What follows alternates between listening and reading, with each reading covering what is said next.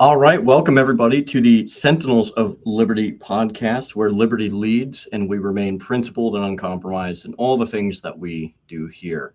I am joined this evening by a guest that I've had numerous times, Rebecca Whiting, and I greatly appreciate having her back on the show this evening. But before we get too far afield, I just want to give a couple shout outs to everybody who's come by, who supported the podcast, and who's really kind of helped make this what it is. Because without all of you, I cannot.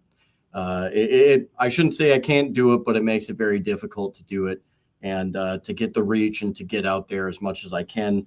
I don't know if any of you guys had seen, but we have passed over 100 subscribers, which to most people isn't that big of a deal, but we're sitting at 114 subscribers. I think that's great. Thank you for putting your trust in me to be able to bring conversations and issues up that I think are worth having a conversation about and talking about and getting down to the nitty gritty on. Additionally, my previous episode that I did last weekend got over 820 views. So I'm overwhelmingly elated about that. Thank you for everybody who came and checked out that episode. It means a lot. Really appreciate you guys taking the time out of your busy days and your busy schedules to come by and see what I had to talk about last weekend. So without further ado, you guys, awesome. You're killing it. You're helping me out, which is awesome, keeping me in the algorithm and keeping me getting out to new places, new faces, and so on and so forth. In addition, you guys have been coming into the polls. We'll talk about the 3 different polls that I had up here in just a few minutes. But Rebecca, thank you so much for coming back. I really appreciate it. You always have great insight. You always have a great perspective that you bring. And if you want to let people know a little bit about you, what you do, and what you're involved in, the floor is yours. I can't quite hear you, Rebecca. I cannot hear you. No. The wonderful thing of technical issues. It's happened to me more than a few times. Last weekend, I actually thought I had some of the how would you say? I thought I had some of the articles up that I initially did, and I did not. So I missed out on a bunch of my articles. Still can't hear you. So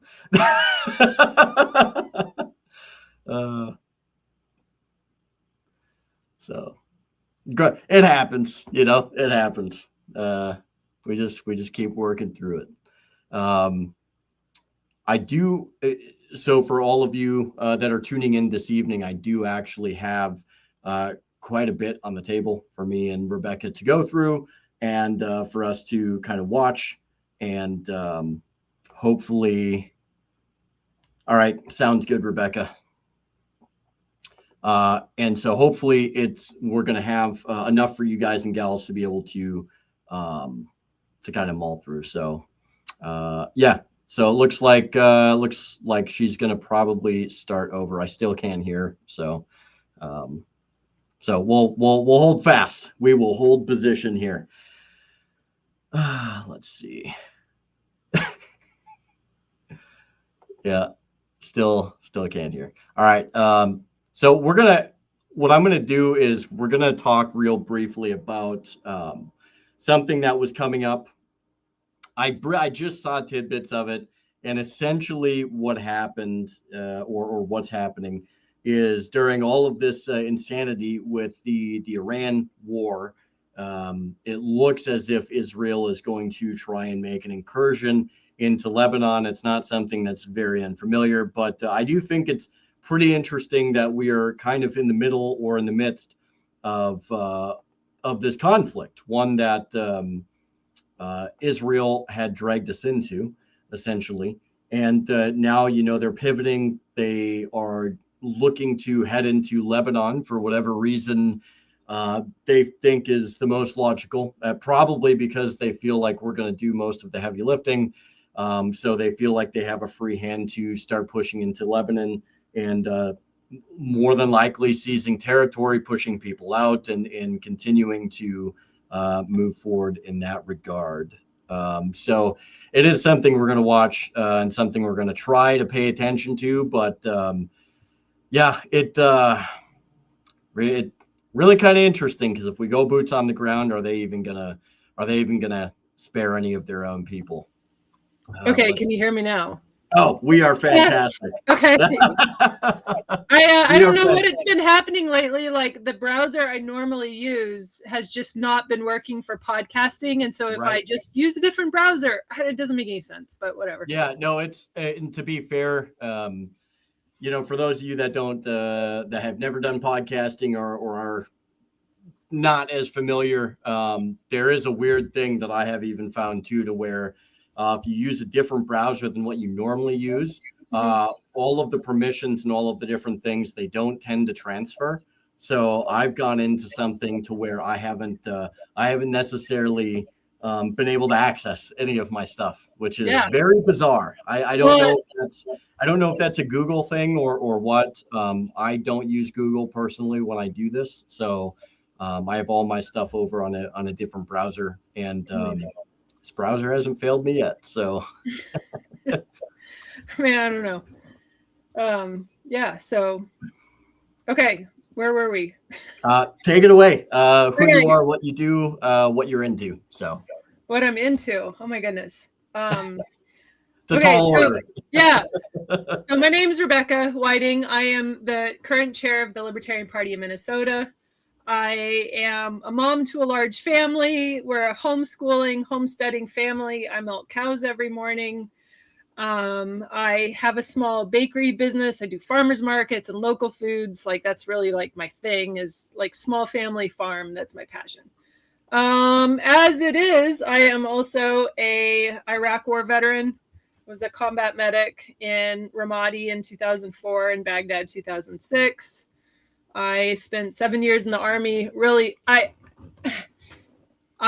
was in the Army with the intention of like just retiring. Like, that was my chosen career path, and then Iraq ruined that. So, anyways, okay, back up.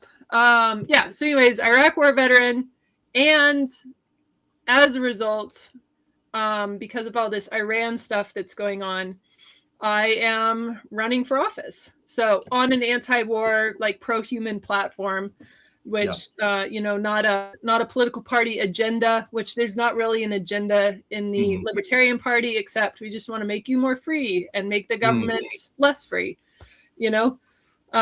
So I've already run it's for U.S. Senate. So I've already run once and did halfway decent for a third party candidate. There's been a lot of pressure in the last couple of years to conform and kind of just get swallowed up by major parties, because they don't want a third party candidate doing as well as I did. And they surely don't want to see that happen twice, because all of those votes matter to them, especially in a state like Minnesota. So I am running again. And if all I end up doing is just being a spoiler candidate and keep them from being able to like fulfill their evil plans, I consider that a win at the end of the day. Right. So, yeah, and that's, obviously a lot of this plays into what's happening in Iran right now. Right. Because of my background with Iraq and what I did in the Army.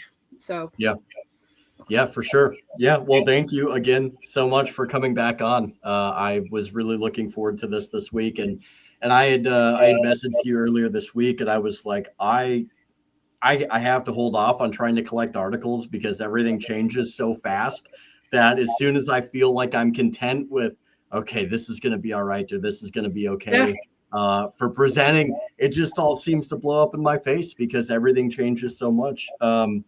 Yesterday we had Joseph Kent resign, the director of the counterterrorism division. And then today, Hegseth is asking for $200 billion more to keep fighting a war that they waged illegally in Iran. We're already and then this week we passed the $38 trillion in debt milestone, which is, I did some research this morning. When I was born, we were still the country, less than $1 billion $1 trillion in debt. So we are at like $900 billion in debt. We've never had it so good. Yeah. And then by the time I graduated high school, it was $5.6 trillion of debt. I graduated high school 26 years ago. So in the last 26 years, we went from 5.6 trillion to now we're at 38 trillion. Right. And I was trying to predict in another 26 years. I mean, we could easily, I think, be over $100 trillion. Yeah. Even $150 trillion in debt, because the more debt that we accumulate, the faster it spins. Right. Yeah. Yeah. There's no way to predict. It's just, and there's nothing to stop it. Well, I'm happy that you brought up Hegseth, and I'm happy that you brought up Kent, because that's going to factor into our conversation tonight. Matter of fact, if you could see what my laptop shows, there's a menagerie of articles. I have like 4 different videos. So it's going to be a wild ride. I hope everybody brought some popcorn, their favorite drink, and maybe a seatbelt, because it could get a little out of pocket. But before we move ahead, I did do some polls, and I would strongly encourage people to still go vote in the polls. I believe that they're going to be open for a while. I don't think I set a timer on them, but administratively, I tell myself that, and then I could be lying to myself at the same time. So I don't think there's a timer on it. Go give your thoughts in the polls. But I want to go down the polls for what was already voted on thus far. The most recent poll was, do you feel the current administration has led an effective foreign policy, enhancing trade, goodwill, and constitutionally aligned actions? And overwhelmingly, 100% of the people who voted so far said no. So I don't think there's any surprise there. And one of the other polls that we had was in 2026. Do you feel that the current administration has held our founding principles, Constitution, liberty, and rights at the forefront of their actions? Now, this one was interesting. 67% of you said not at all, with 33% saying somewhat. So I thought that was kind of interesting. And as always, I appreciate the feedback from people. And I can definitely kind of see where the somewhat comes in. I'm not overwhelmingly dismissive of it. I can kind of maybe understand that point. And then one of the other first ones was, how do you see the upcoming election cycle panning out? 25% of you said Republicans maintain control. 50% of you say Democrats take control. And 25% of you say both take a hit at the voting booth and third parties will gain some type of traction. That's what I'm counting on. Yeah. And I think before we move ahead, if you want to delve into these polls here real quick, just based off of what we've had in, I think it's interesting to get people's thoughts in that way. And, if you want to start with the election one first, I think that is a hot conversation for a lot of people, Rebecca, which is there is overwhelmingly a huge portion of people, I think, that are just like, oh, it's absolutely just dismal, right? Like it's going to go right all the way to the left. And there are some people, and I just saw something from one of the administration cronies. I can't remember who was saying it, but they're just like, oh yeah, no, like we're going to maintain control. If we're going to actually gain more control. And I was like, well, that's a bold statement, but I do think there are people that are somewhat not leaning to the left or the right. And, and I want to kind of give you the floor here real quick on this. What has been your perspective in just talking with people? Because I know you've been on the ground in a variety of different places in the last couple of months talking to people and getting to hear what people have to say. Do you feel like there is this sense to where nobody trusts the left or the right anymore? Oh, yeah. Yeah, well, and that's the thing is like, and you can even go and look on national polls too, is that actually right now, people who don't identify with the left or the right are the majority. And that's some of those, big polling places that are literally talking to thousands and thousands of people who have come to that conclusion. So, the right is obligated when you're on the right to say, or the Republicans, I guess, is a better way of saying it, because I think that a lot of diehard establishment Republicans they don't actually understand what being on the right means, right?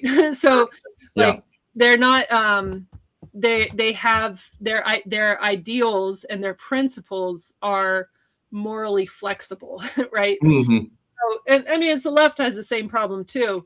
It's just that right now we have a Republican president, and so the Republican voting base, watching them kind of start to eat each other and fall apart has been somewhat glorious.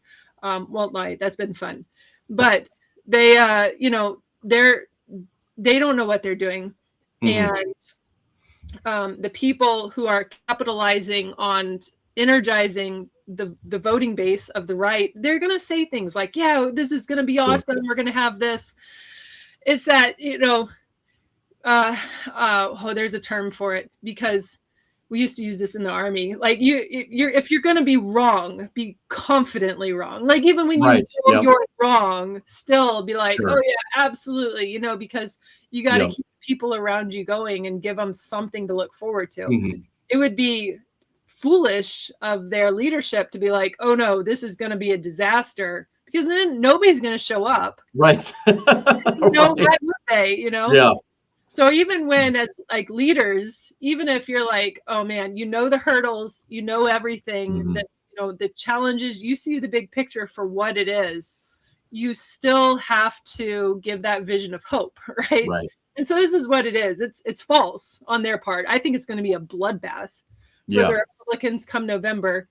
And quite frankly, they deserve it.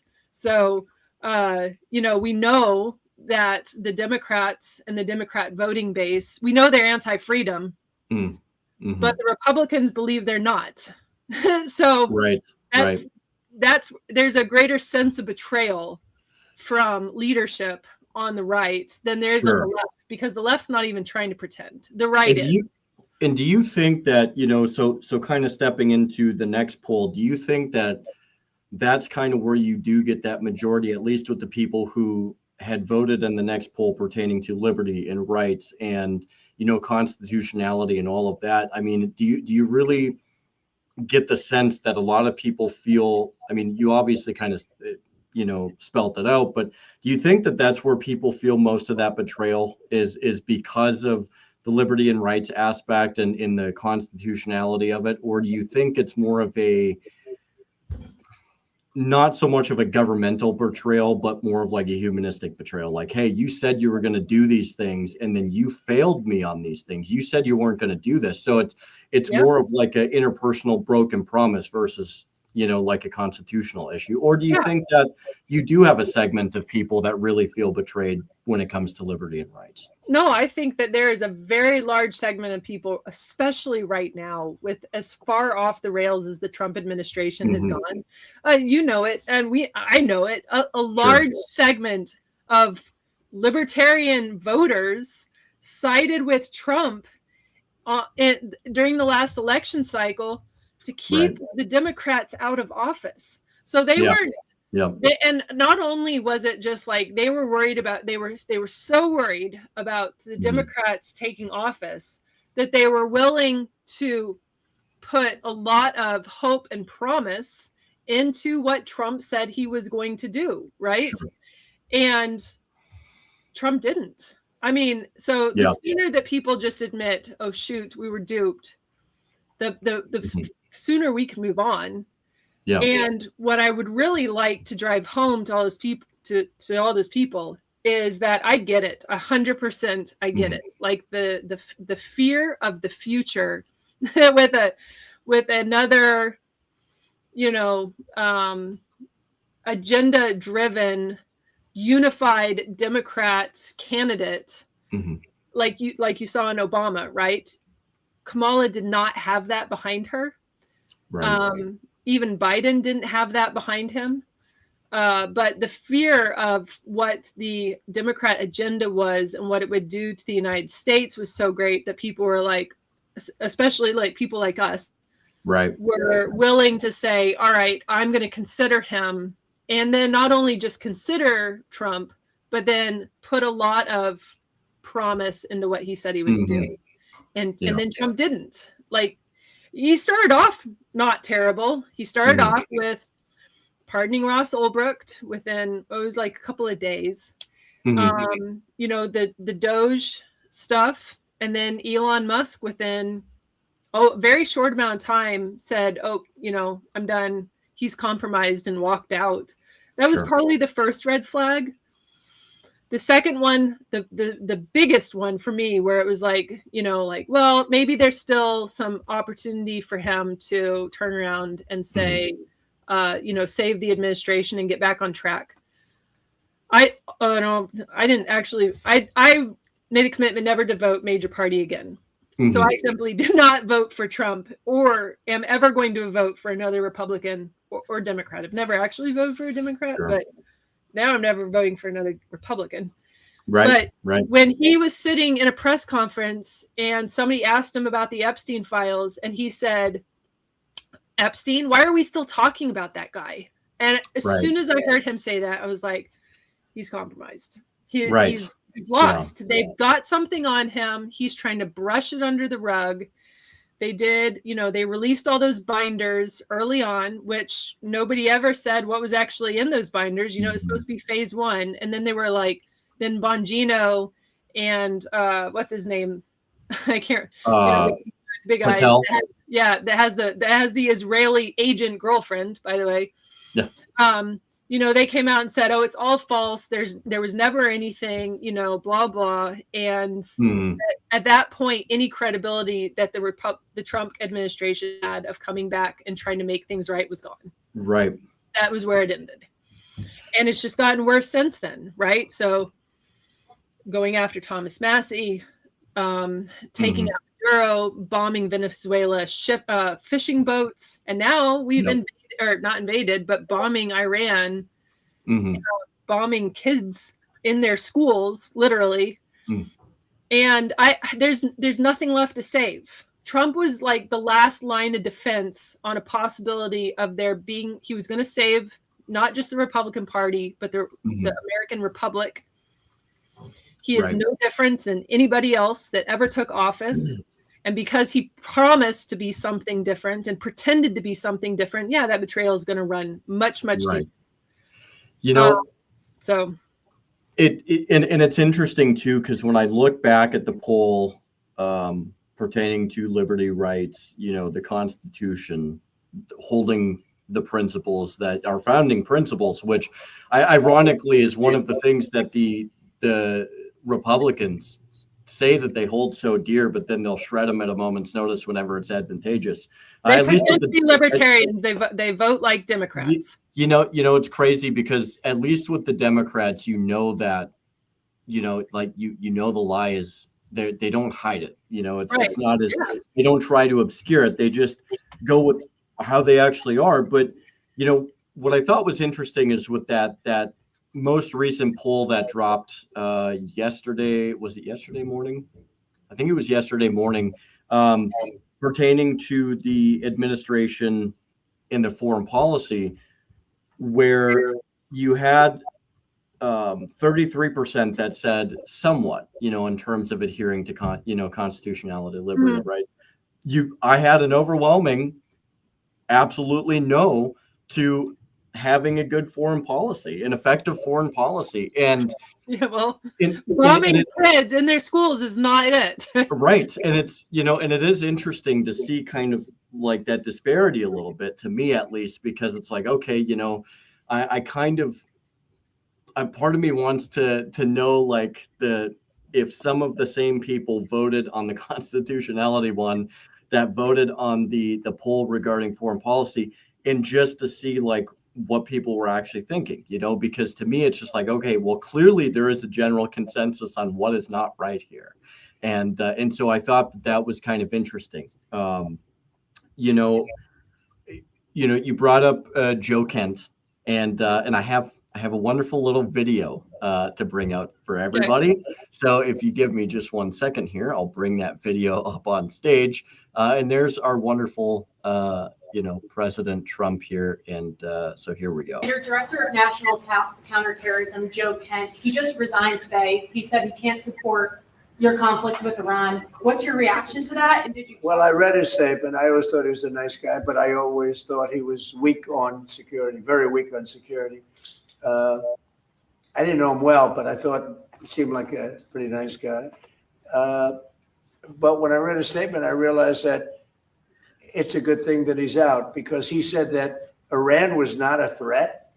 Iran was a threat. Every country realized what a threat Iran was. The question is whether or not they wanted to do something about it. I see that, and I just, it's asking the same question that so many people had asked, is like, well, if you didn't think he was capable of doing the job, then why did you bring him in the first place? It's just like you say, oh, he's such a nice guy, but he was really weak on security. There's nothing in the world that can sit there and tell me, Rebecca, that he thought that he was ever weak on security. Well, if he did, because he has to figure out a talking point, because 100%. He's broken ranks. Trump doesn't actually tolerate free thinkers. He wants people that just do his bidding. And that's and Joe Kent decided he was done. Yeah. And I know that there's a lot of conversation too, where a number of people are like, oh, well, he thought this last year. It's like, look, in the end of the day, I think that people have the ability to change their dispositions on things. And even if he does still hold like more of a stronger position on war, I think what's important here is the fact also that this is a guy who recognized what's going on in Iran for what it is. It's totally unconstitutional. It's illegal. It's completely uncalled for. Everything that's going on is escalating to a point to where, there's you have some of the brighter minds when it comes to foreign policy that are outwardly saying, like, look, we don't even know what an off-ramp looks like at this point. And that's terrifying to me, because it's like, when these people can't even explain to you what an off-ramp between us and Iran is, that's a problem. Well, that's what happens when you start a war without an exit strategy and without clear directions and a clear mission. That's just the result of that. They got in over their head. They thought it was going to be another Venezuela, in and out, to get the job done. Everybody was going to pat them on the backs and tell them what an amazing mission it was. And that is not what happened.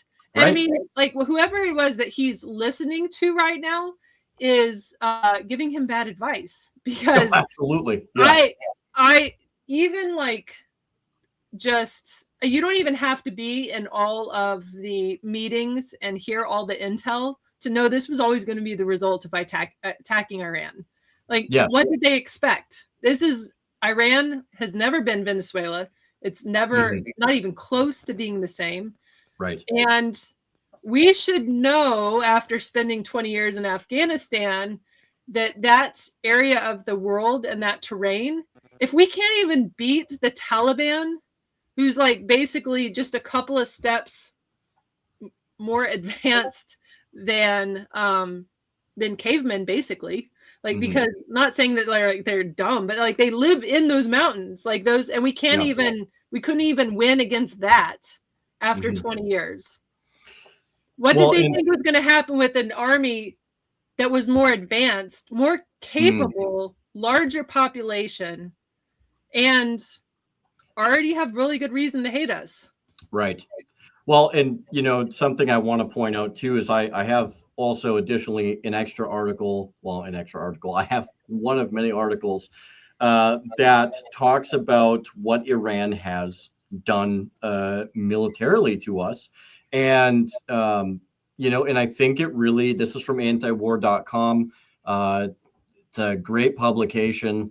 And this one is by Kyle Anzalone, and it talks about how Iran has destroyed 10 U.S. radars and hit bases dozens of times.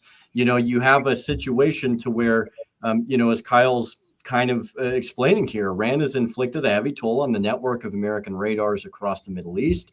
Advanced radar systems are crucial for identifying and shooting down missiles and drones.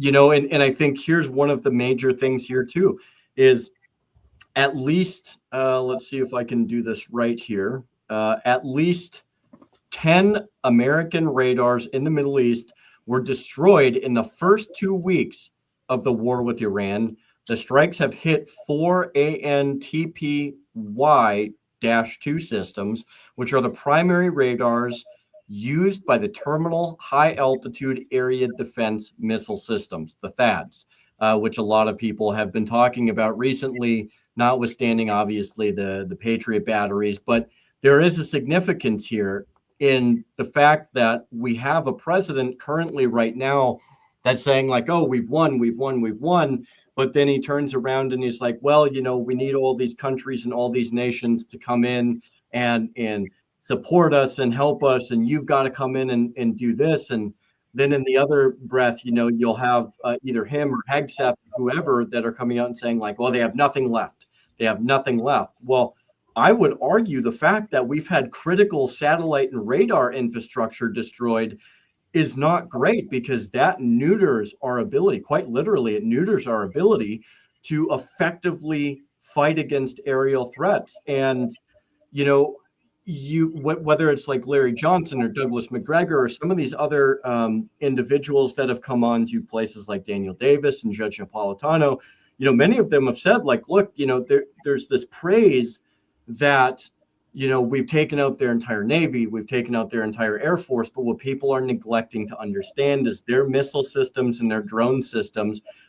There's a ton of them that are still left, that are underground, they're hidden, they're obscured, and now they have basically an open door and almost carte blanche to rain hell on almost any target that they want. And they're still systematically going through and they're hitting our defenses. And, you know, I think Kyle does a really good job on this article, but I mean, this is, I think when you peel back the hubris, Rebecca, and you start to see this, it's like, do we have an effective military? Yes, we absolutely do. We have one of the best militaries in the world. Many people would argue we have the best military in the world, but hubris eventually will fall apart. And when you can't admit that people are capable of doing damage to you, it imperils so many more people in the line of fire, and even people here at home abroad, potentially. So, you know, what are your thoughts on this? I mean, it's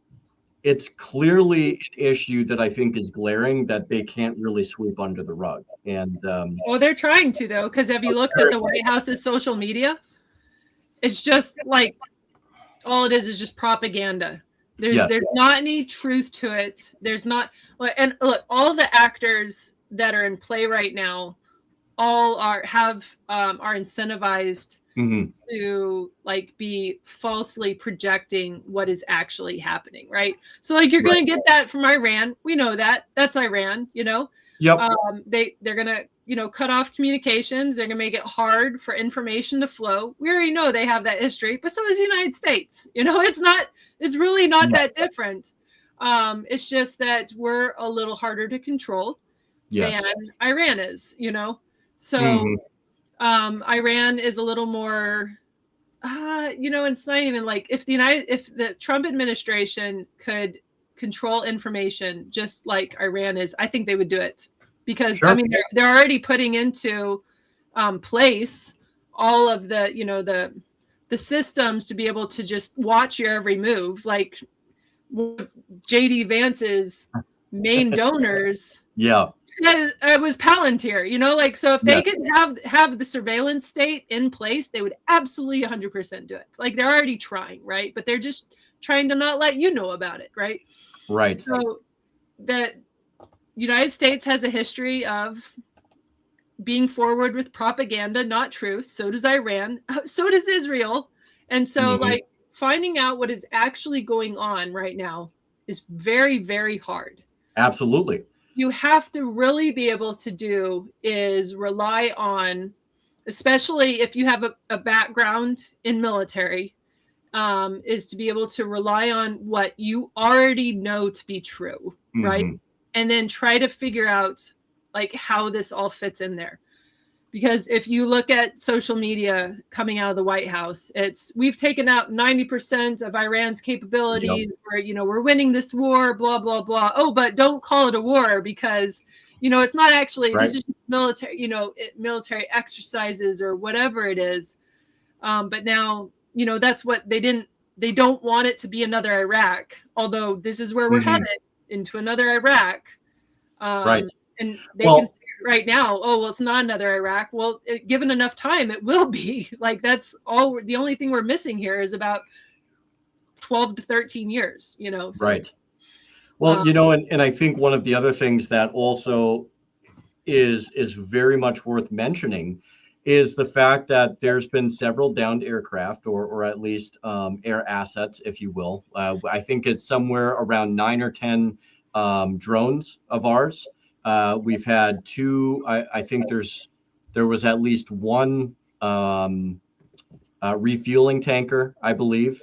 Then there's been was it 1 or 2 of our jets, which I know people say it's friendly fire, and there's a whole conversation around that. But when you look at the use of assets, that's very expensive. It's a very expensive bill, and the reason I bring that up is now there was just reports recently within the last several hours to where an F-35 or an F-35, the untraceable premier stealth aircraft of the United States military arsenal, was like even being damaged.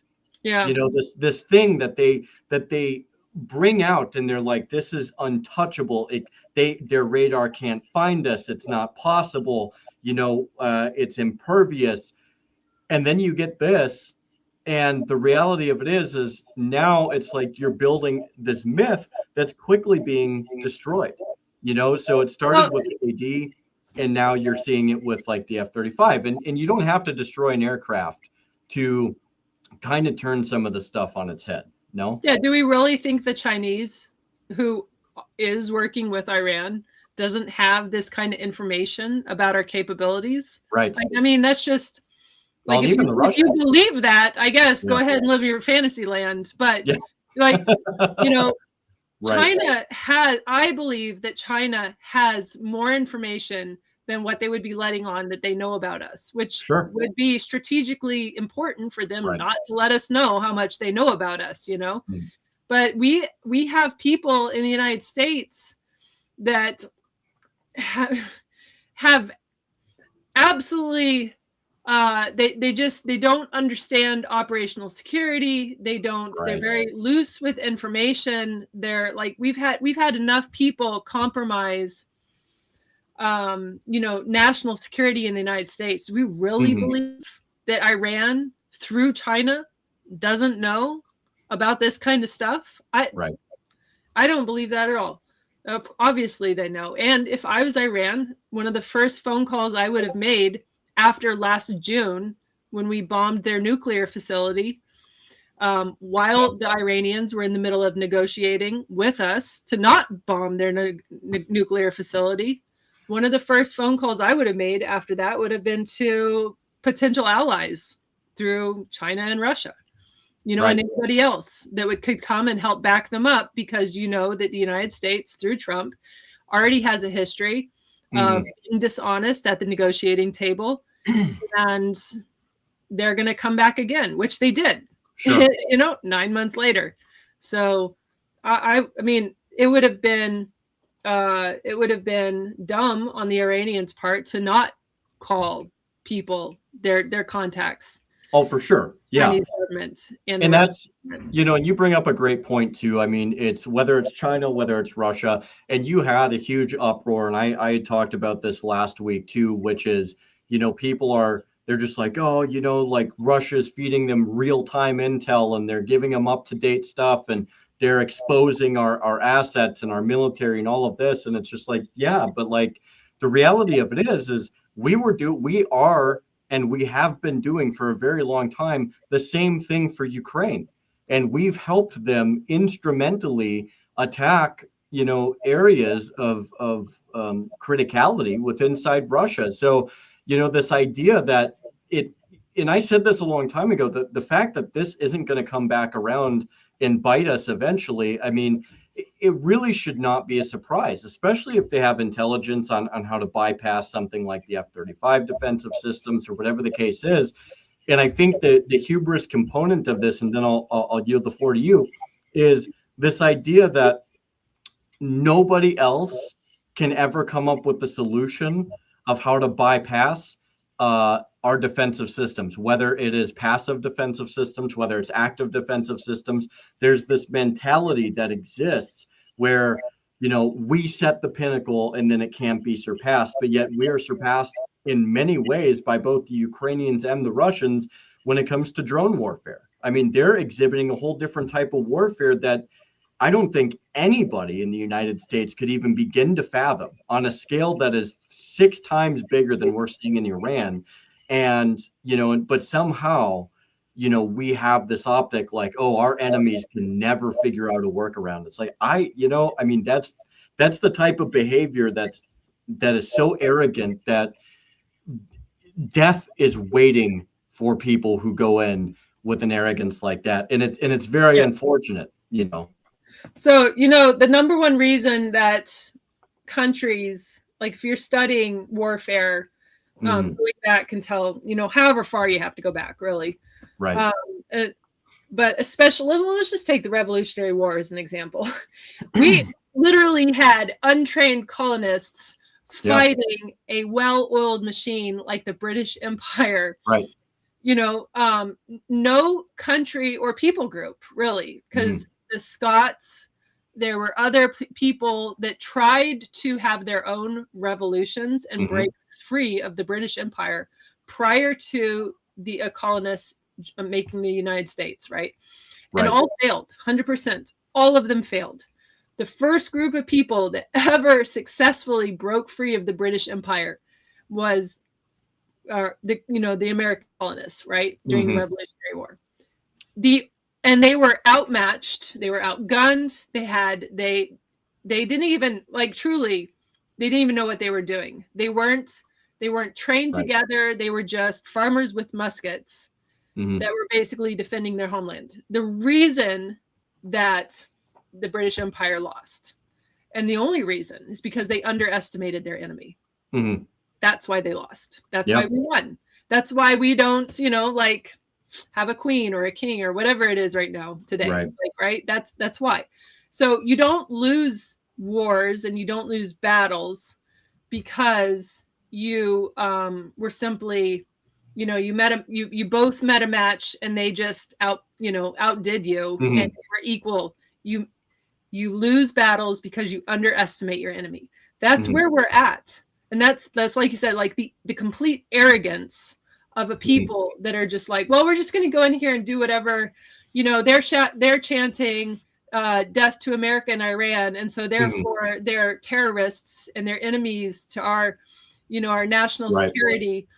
And I don't care if they're shouting death to it. They can say whatever they want to in their country.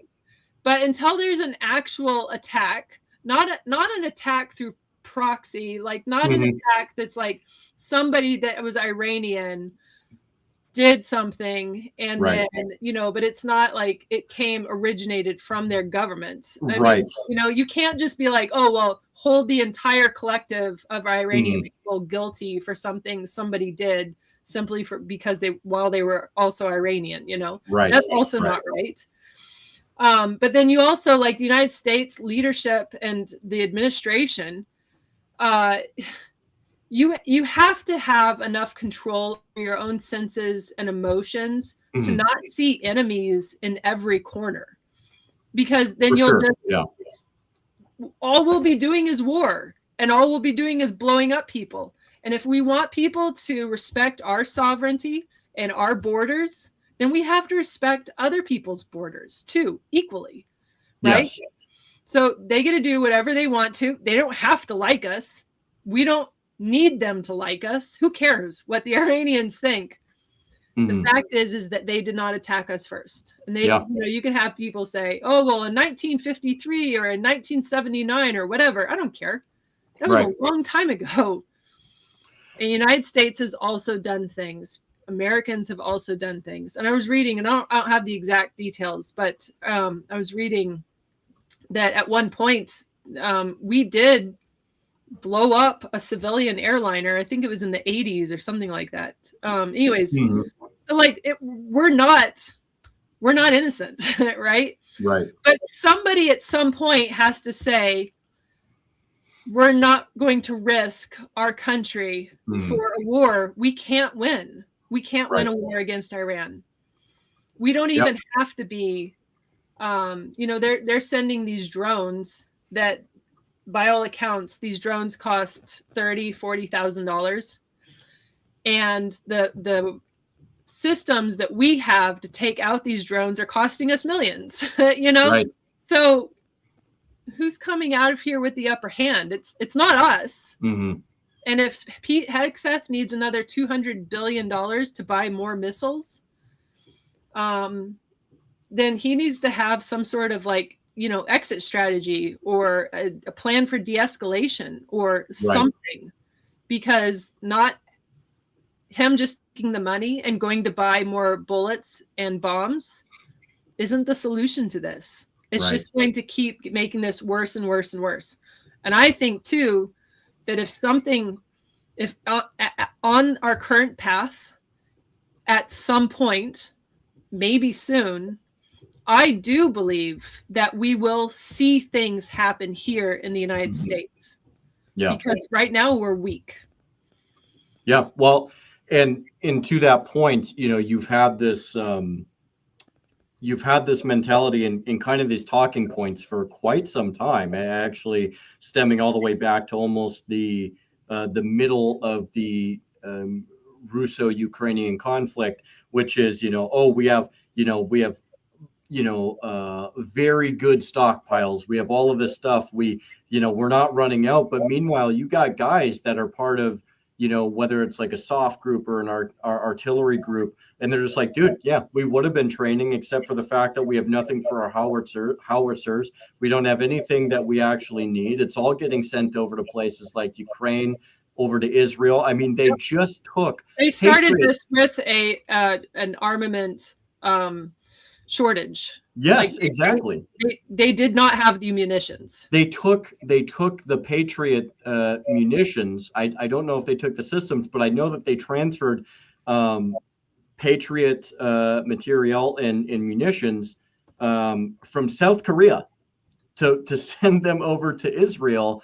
And now South Korea, all of the things that we supposedly had promised them, we just were like, no, we're going to take it. We got to shift it over here. So what is that? You know, what is that signal to a country like South Korea? We told some of our quote unquote allies in the Middle East, like we're not giving you anything else, even though they went through all of their batteries. And so now you have this kind of this disposition to where a lot of these countries are looking at and they're like, hey, we can't depend on these people. And quite frankly, to me, that's perfectly fine, because I feel like these countries should have been kind of maintaining their own stockpiles and, I don't know, domestically producing some of their own things.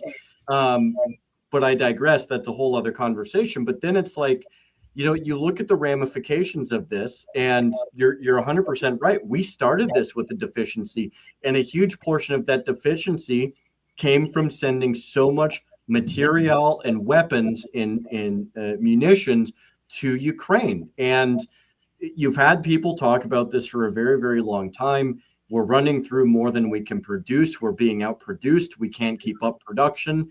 And here we are, you know, with Trump saying like, oh, we have infinite resources. We're not going to run out. When in reality, you have people from the inside that are saying, no, we have very low levels, and it's only going to get exponentially worse. And so, well, that's why they need the $200 billion, is because they need to replenish what they already didn't have. But then now they're realizing, oh shoot, this isn't just a 3-day thing. Now, how many weeks are into it? We into this at this point? I mean, almost 3 weeks. And it's interesting too when you look at so this article, it's another article by Kyle Anzalone, and he talks about Ukraine is sending drone experts to the Middle East. At this juncture, we've been helping Ukraine. Ukraine's supposedly coming to help the U.S. government with their war over with Iran, and so you're having this situation to where it's like, okay, well now you're almost giving Russia more of an excuse to be involved in what happens in Iran versus just intelligence, and I wouldn't be surprised, but there's no guarantee there. You're expanding the scope of this war much faster and far beyond, I think, the confines that I think a lot of people really expected, at least within the administration. Like you said, they wanted a nice, clean, portrait, family-friendly war that they could package up, bow tie, have it done in about 12 days. They're not getting that, and now you're seeing even more of an expansion, which, mind you, all of this aside, and I don't know if I even still have it up, but while we're expending all these resources, Israel's getting ready to go full bore into Lebanon. I believe they've already. Well, they already started. I think they already started. Yeah, like they're right. literally bombing civilian apartment buildings. So the question is at this juncture, why are we not dragging them back into it? If we have to suffer, then maybe they should suffer too. And that's because Israel doesn't do our bidding. It's because we do Israel's bidding. Right. That's legit the reason why, like in Joseph Kent's resignation letter, yes, he literally spells that out, that he is not fighting and does not agree that going into war on Israel's behalf has anything to do with American national security. And for that reason, now, after he's resigned, now they're saying, oh, well, we just didn't announce it, but we are already investigating him for, national security leaks and all this kind of thing. And he was already being, I know we didn't tell anybody because it was secret. Oh, that's convenient, that information would come out. Of course.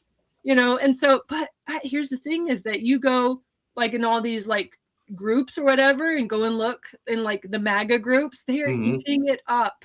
Oh, of course, this decorated former Green Beret guy who did more time serving his country than any of these keyboard boomer warriors that are back here being egging on a war with Iran. And now they're calling him a traitor.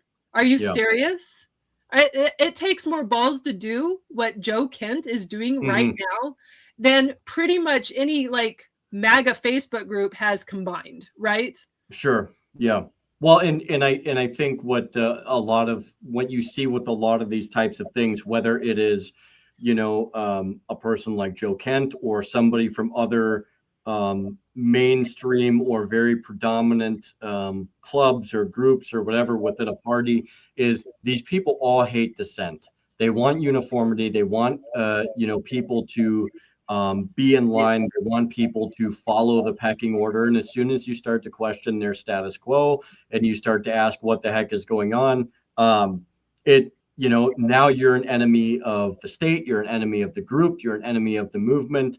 And but you know who isn't right now is one of your favorite people, Pete Hegseth, and I think we've got a couple words about the 200 million or billion. I'm sorry, million. Not when it's every one of your missiles cost a couple million. 200 million is not going to cover the bill. let us see what Pete has to say about this real quick. There was a report last night that the Pentagon asked the White House for $200 billion for Iran war supplemental. Can you confirm this, and can you explain why a package this large is necessary? As far as $200 billion, I think that number could move. Obviously, it takes money to kill bad guys. So we're going back to Congress and our folks there to ensure that we're properly funded for what's been done. for what we may have to do in the future. The president has said he doesn't want to hit Iran's oil infrastructure right now. As you said, the U.S. avoided this on Park Island. Oil's nearing $120. Why are we helping Israel prosecute this war if they're going to pursue their own objectives? We hold the cards. We have objectives. Those objectives are clear. We have allies pursuing objectives as well. And the truth speaks for itself. I mean, President Trump was very clear about that. Iran has weaponized energy for decades. Israel clearly sent a warning, and POTUS has made it clear, very clear. Iran knows when you hit Karg Island and you hit military capabilities on Karg Island, which is the only thing we hit, we can hold anything at issue, anything. The United States military controls the fate of that country. Iran has the ability to make the right choices. It should not, going forward, target Arab allies, Arab countries, trying to create pain, the pain that they created themselves. So, I saw something similar, not similar, kind of in the same spirit of this. Somebody, it was, it was a spokesperson for Iran. I think they were being interviewed by the BBC, or maybe it was Al Jazeera. And so the question was asked, how long can you guys hold out? How long can the Iranians hold out on the strait? Right. And the guy was like, oh, indefinitely. Yeah. And she was like, the interviewer was like, well, I mean, why would you do that? And he was like, well, the West is full of Epstein-loving pedophiles, basically. He was like, that's what he said. Yeah. And I was like, well, he's not wrong. I mean, so, I mean, and I'm sure if Pete Hegseth just tells his press conference, his audience, that obviously it's clear enough times, it'll become clear enough for everybody else to understand too. But whatever. It's amazing. I just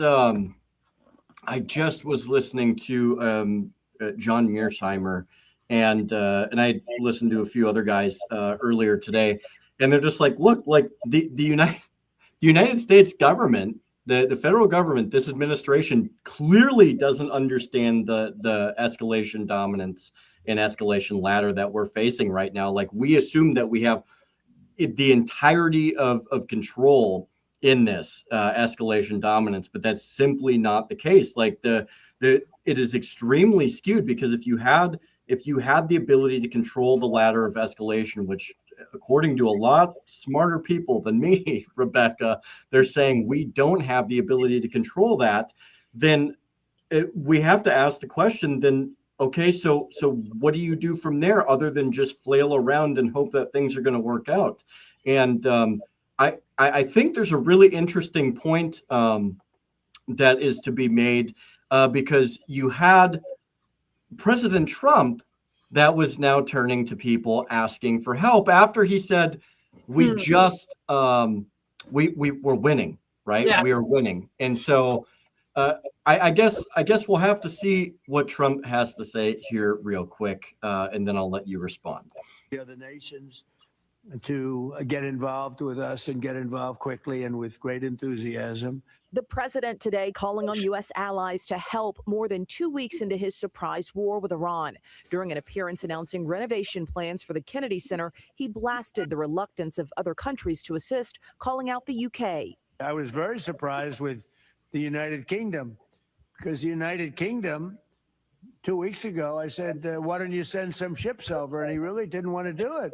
Britain's prime minister saying his concern is escalation. We will not be drawn into the wider war. Germany also declining its assistance as Iran continues attacks on the vital Strait of HORMUZ, where 20% of the world's oil passes through. We can't be every. So I think the picture is kind of painted here, Rebecca. It's how do you go from we're winning, we can't be overcome, to but we need help. Even up to and including asking China, which. I don't remember who it was today, but they're just like, if China would be crazy not to take that offer, because they would have so much leverage at this point to be able to do all of the things that they want to do. They'd be crazy not to do it. But, it's like, my goodness, there's no consistency at all in this messaging. And it amplifies what a travesty this really is. Well, did you see that Iran did let a ship go through the strait? Yeah. I think it was headed to Pakistan with oil, right? But did you see the currency that they require ships that pass through? It's the Chinese yuan. Yeah, right. Yep. So there's more than one way to skin a cat. Yes, there is. And I think that with our economy is fragile right now. Yes. It would simply because of the amount of debt that our country is in. We are so dependent on other countries' oil. The oil that we're going to be getting from Venezuela is not good oil. So it's not even going to be useful to people here in the United States because it needs so much work to make it usable, right? And then, we're kind of in a box. Trump wanted the tariffs to force companies into bringing back production into the United States. So now you have increased anything that's coming from other countries. Well, not anything, but a lot of stuff, right? 10 to 25% or more, depending on what it is. And then at the same time, not having allowed time for that infrastructure to return to the United States so that we can engage in more manufacturing here within our own country and not be dependent on other places because our government likes regulation so much and it is so expensive to have industry in the United States. That's why they took it to other countries that have less regulations, less laws, less oversight, right? So you have this whole thing that's coming together, and really it reminds me of March, April 2020 in some ways. Sure. Like it's just going to take some small thing to just create something much bigger at this point because for sure.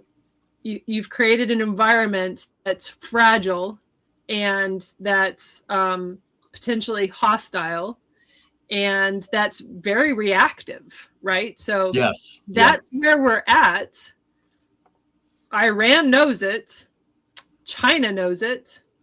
And the only people that don't seem to know it is the Trump administration. Oh, precisely. Yeah. Well, and it's amazing. We have all of this stuff going on, all of this chaos, a lack of ability. I call it we're in a sunk cost state, as it were, to where they're just like, oh, we're too far in. We can't go back now. It's like, no, I'm pretty sure, we are in a position They're where not even trying. Right. Well, we're in a position to where Kiev was in 2022 to where they had a really bad deal that they could take and they probably should have taken it. We're kind of in that situation too, to where it's like, look, we're not going to get a good deal, but if we can at least get an off ramp here, we should at least take the freaking off ramp. Now, that being said, Mr. Trump, President Trump here also has other ambitions, Rebecca, and I'm sure this probably does not surprise you, but it probably is not going to make you very happy to hear what Trump is about to say. But I think Cuba's, all my life I've been hearing about the United States and Cuba. When will the United States do it? I do believe I'll be the honor of having the honor of taking Cuba. That'd be good. That's a big honor. Taking Cuba. Taking Cuba in some form, yeah. Taking Cuba. I mean, whether I free it, take it, I think I could do anything I want with it. You want to know the truth? They're a very weakened nation right now. They were for a long time. Very violent leaders. Castro was a very violent leader. His brother's a very violent leader. Extremely violent. That's how they governed. They governed with violence. But it is amazing he says they're a very weak nation. They're very, very downtrodden. And yes, yeah, I mean, let's be honest, the Castros are horrendous. They're freaking diabolical people, right? And you look at the situation that's gone on there, it is horrendous. And I think it's a textbook example of how terrible authoritarianism is.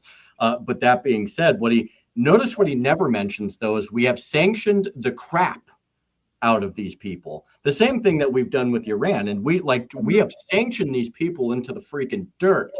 And then you have somebody that is there's not even a coherent strategy in how we're even going to finish what is going on in Iran. And he's already back to pivoting to Latin America, talking about like, oh, I could just take Cuba whenever I want. It's not a big deal. I could do it tomorrow. His whole mindset is I could do it tomorrow. I could do it tonight. I could do it whenever I feel like it. And it's like, if you're not, just, I guess, entertain this, if you will, in your response. If you're another country, how do you perceive this? Aside from the fact that they kill everybody they negotiate with, and then they have the audacity to be like, oh, like, we're just going to take what we want. Now, I understand that you can't really trust Trump with what he says. Mm-hmm. But I mean, you look at the erratic nature that is there, and it really does beg the question of like, it's not a matter of if at this point, it's a matter of when. Right. So what do you think about this? I mean, it's insane, obviously, but. Well, he's talking about Castro and his brother being violent, right? Yeah. But are they different? Is the Trump administration different? I mean, like one of the first hits in Iran was in a girls' school. Like there's almost 200. Iran could have bought the missile, though, Rebecca. Remember he said that. Yeah, but they have since admitted that was the United States Tomahawk. Yeah. Yep. That hit the girls' school. Not once. They hit it. They specifically targeted that school, and then circled back 40 minutes later and hit it a second time. I'm sorry, but him complaining about another country's leaders being violent is just hypocritical in its face. He has absolutely no right to complain about what somebody else's country's leaders are doing. And you're right about the sanctions in Cuba. The reason that their people are starving is the United States government has a lot to do with that. Iran too.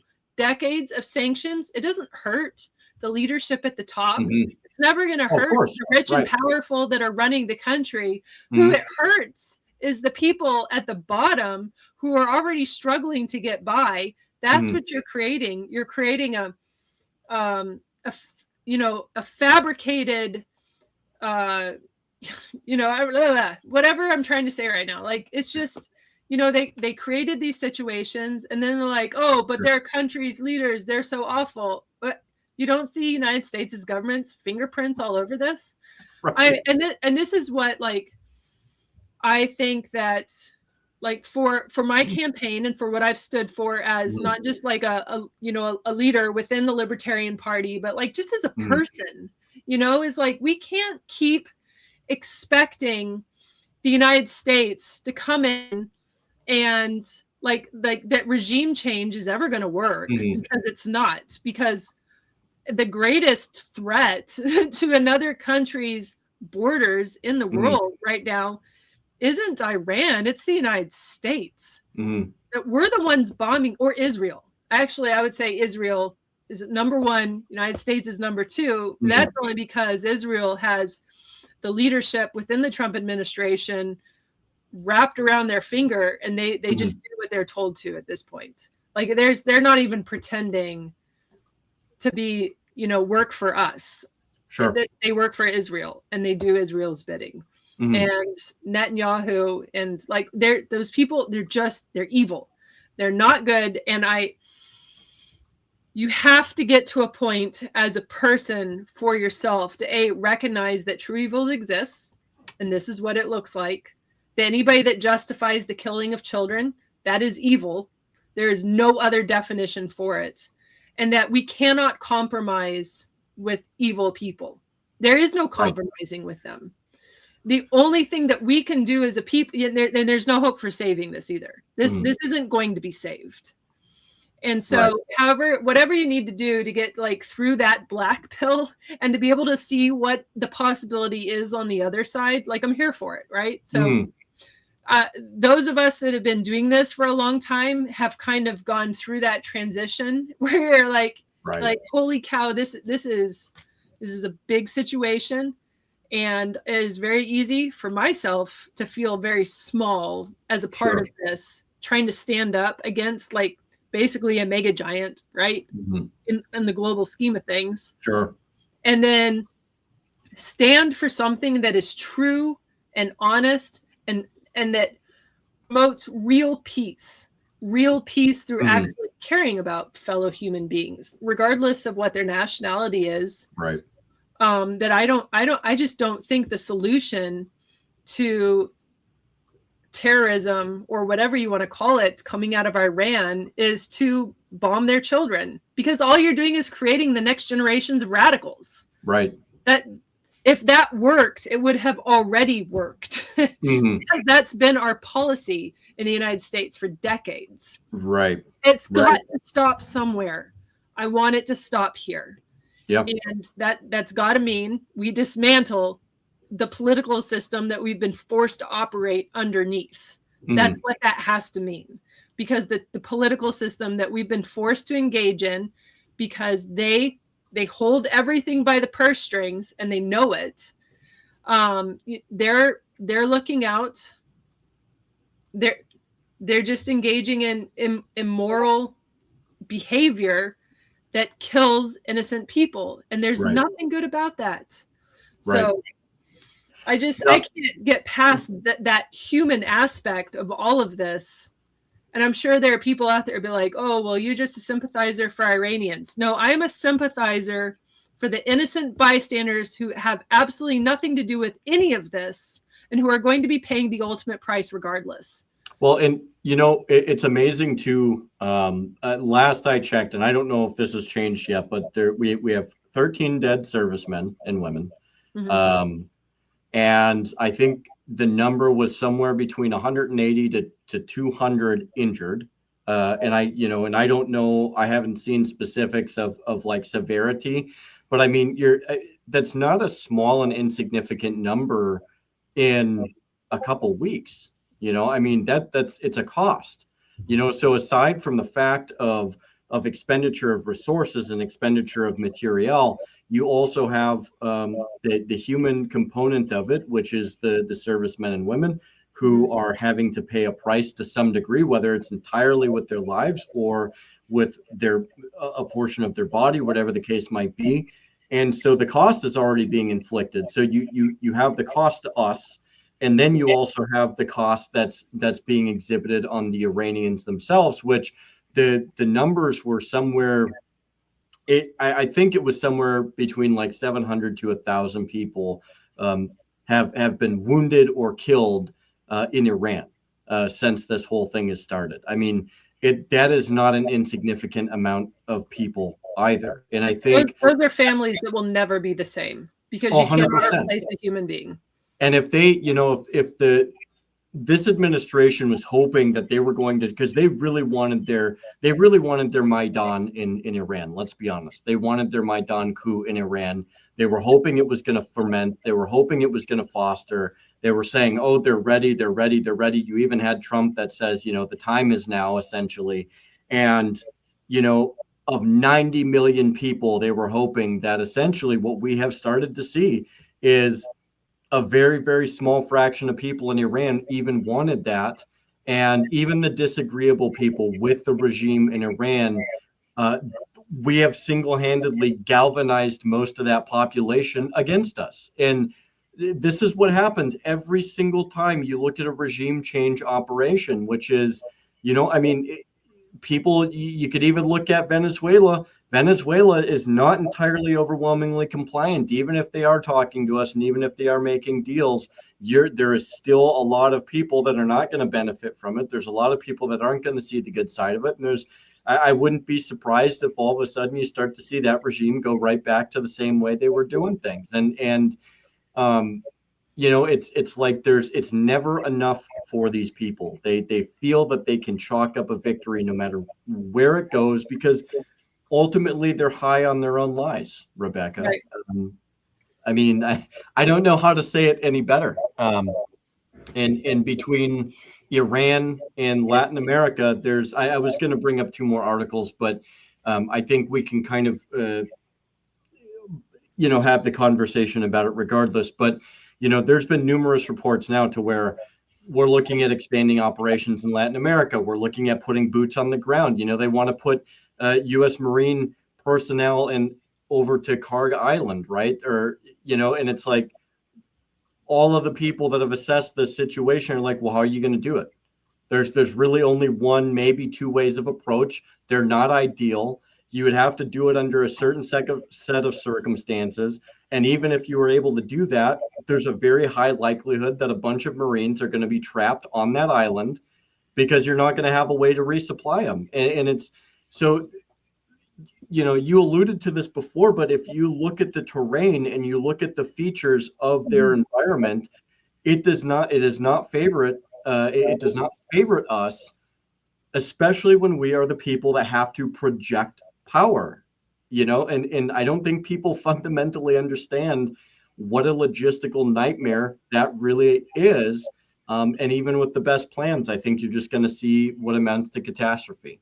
Well, the United States military is not built for mountain warfare, right? It's just, it's not. I mean, that's obvious just coming out of Afghanistan. They couldn't, even after 20 years in Afghanistan, the U.S. military is not built for mountain warfare. You do have units who, can, but overall, the mission through the military has been urban warfare. Right. Like that, even in basic training, that's what they taught. So like when I went to basic training, they weren't teaching urban warfare. Why? Because there was no war on terrorism yet, know? And then as soon as they, Afghanistan and Iraq started, that was when basic training and the training started to kind of evolve to incorporate more urban warfare. So if you wanted to invade a country and try to have boots on the ground, engage in warfare that's like you would get in Iran, nobody's trained for that. Sure. That's not how people have trained. So, and even if they had, like, the U.S. military is not as equipped overall, like in the big scheme of things, to engage in a war like this without, and it's going to take a lot of time to train enough people to get to where we do have a fighting force that could maybe take this on. Because remember, let's just use World War II as an example.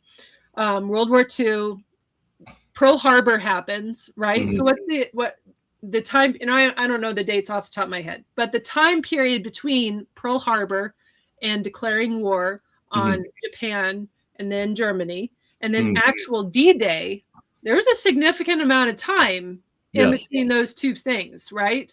Why? Because they didn't have enough troops to do an invasion on that scale. We don't keep a military that's big enough to do an invasion on that scale. We just don't. And this isn't something that like a couple of SF groups or Delta Force or Navy SEALs could do on their own. You can't win a war without ground troops, and we don't have them. Especially not after all the cuts that the military has seen in the last, probably 20 years or so. Actually, since Obama administration, there was a lot of cuts that happened, and the military hasn't been back to what pre-Obama was. It hasn't been back. But even then, you don't have the people, you don't have the leadership, and it takes years to build leadership. So I do have to ask the question too. In your mind, say it's not even Iran, and I've heard a lot of takes on this, and I have my own thoughts on the matter, but I am curious to what your thoughts are, which is, if we had to fight a conventional war tomorrow, would we be able to do it? No, we wouldn't, because we're over We're overextended. Our resources are overextended. We've been sending stuff to Israel, Ukraine. Like you said, we still have stuff in North Korea, or not North Korea, South Korea. We have bases out of Germany, Italy, Japan. We have bases all over the world, but that would be a shift in strategy that nobody's ready for. And like, just, like, I look at history a lot and I'm like, oh, use this as an example on kind of, same scenario, that kind of stuff. So prior to World War II, Japan actually invaded China. Who won in that battle, in that war? Who won, China or Japan? Japan, an island or a series of islands, very small amount of people. China, large country, lots of people, but who won? It was Japan that won. And they dominated China. China had more people, but the thing is that China was a lot more spread out. Right. They weren't organized, and that's why they were able to win. Japan was able to win. Yeah. I think that that's our scenario right now. If I were ever to actually win as a third party candidate and to get to U.S. Senate, I would advocate even from the campaign trail, the best thing that we could do for our national security is to shut down. We're just going to have to like break some hearts. Yeah. Right off the bat. But the United States is done being the world police. We're pulling all of our troops back. We're not shutting down our borders in a way that makes it so that people in the United States are in the United States. Like, there's still got to be some way for people to cross the border, but what I mean is like, make it so that there's security and that there's, we've made a lot of enemies and our borders are kind of that choke point of weakness. Right. But I do still believe in free travel. That's part of liberty, is free travel of peaceful humans. Right. Yeah.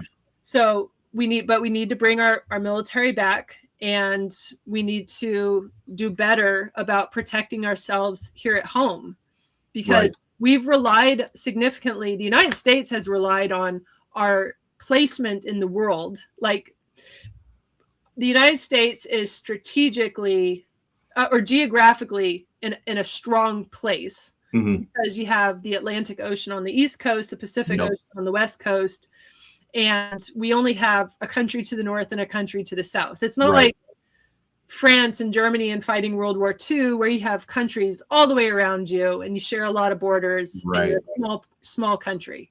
We're not like that. So in that way, that has protected us for the last couple of 100 years, even during what I would call the Second Revolutionary War, when England tried to come back in, and because they were still kind of butthurt about losing the first Revolutionary War, right? As you do. Tried it a second time and still lost. And a lot of people are like, kind of forget about that, but that's because of where we are in the world, and that's a strength, but that's not going to protect us forever. That's it's the way that all human history goes. Eventually all empires fall. And that's where we are right now. We're the top empire, and we've made a lot of enemies. So I think, and I tend to fall on the side of many others. Again, people vastly more intelligent than me on this. But I really do get the sense that if it came down to a conventional war, in a severe war of attrition, a very high intensity, high attrition war, I really don't feel like that's something we're prepared for, but yet we posture so much like we are, and we posture so much like we have the resources to do that. But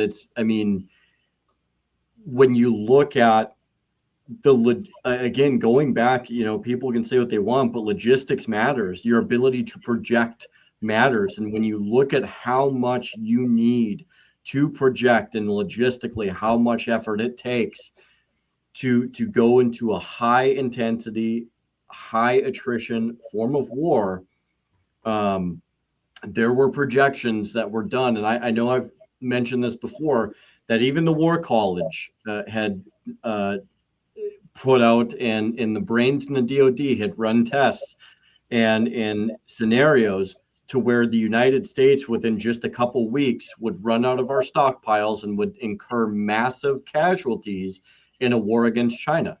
And that included, I believe, one of those simulations included the sinking of our aircraft carriers. And so when you look at that, it's astonishing to me that nobody takes any of that seriously. And I remember quite a while ago, Doug McGregor had talked about the fact that there's these individuals within the Pentagon and in the broader Department of Defense that when a scenario doesn't go the way that they want, they wipe the board and restart it. They don't build off of it. They don't change the way that they do things. They don't learn from it. They don't step back and say, hey, we lost. Why did we lose? They just, oh, we can't do this because I won't get my job at Raytheon, so we have to change the results, right? And that's not me saying that. That's Colonel Douglas McGregor, a guy who's a battle-tested individual. Daniel Davis talked about that in real world applied exercises where you had guys that you would have your blue 4 and your op 4, and as soon as the op 4 would come in and crush the blue 4, the guy would get upset and say, well, no, you need to go back because that doesn't count, because you can't be better than my guys. It's like, well, right now your guys suck. Well, I can't have you do that. I'm not writing that in my report. It's like that is a serious issue. And again, you have people much smarter, much brighter, and much more qualified to make those remarks, and they have. And we don't seem to learn from that, Rebecca. And that actually terrifies me in many ways, because it presents the idea that we really, if we were met with a high attrition conflict, I think we would be vastly surprised at how bad it would go. The ones of us that live through it. Yeah, exactly. Yeah, and I know, like, I've heard people, I mean, because I'm part of some of those groups, right? Like, oh, well, we have guns, we have ammo. I'm like, yeah, but do you have a plan? Right. Do you have the training? Do you have the contacts? The answer is no to all of that. That's no to all of that. So if an army shows up at your front door, first of all, you're going to have to go dust off your AR ammo. And second of all, you're one person and there's no plan. Nor are people, like, you really got to be mentally prepared to do something like this, because in the face of this kind of conflict or this kind of situation, untrained people are going to do one of two things. They're going to freeze in place, or they're going to run away. Right. They're not going to turn and fight. Mm-hmm. And we don't have an American population that knows anything about hardship or warfare. Yeah. So, if something were ever to happen in the United States, I think, well, it would be horrendous. But and I think a lot of people want to. I hate to say it this way. A lot of people want to ride the legacy of, like, oh, like, we were born of rebellion. Yeah, we're not those people anymore. Not now, at least. And that doesn't mean, the reality of it is that doesn't mean that doesn't change, but that change is only going to come from suffering. And the same people that say that are the same people that stopped going to church for months during COVID lockdowns. I mean, come on. You mean, anyways. So I know we were talking about this for quite a bit. I want to go just real briefly over to what Kash Patel has, what he said recently, which is the leader of the FBI admitted Wednesday to unconstitutionally buying location data monitoring the general public. This is a Republic by, I believe, the New Republic, or I don't even know what I just said. This is a article by the New Republic. For some reason, I translated what you said correctly in my head. So. Yes, I know that's what I thought too. I think, and for everybody, I am going to have these articles down below. So you guys will be able to go back, read through them a lot more, and kind of make up more of your mind. And that's what we're here. It's not to force you to have an opinion, but for you to hear what we have to say and to make up your own mind. But I don't know if people remember, but a while back, some months ago, Peter Thiel and Palantir had talked about setting up a system where the information of American citizens would be, they were going to set up a system where this information could be bought and it could be done, quote unquote, without the requirement of a warrant, because it's collected by other countries that then sell that information, and it's considered a realm of free market to where whoever wants to buy that information can buy that. So they've essentially created this backdoor, right, that they're using as an excuse.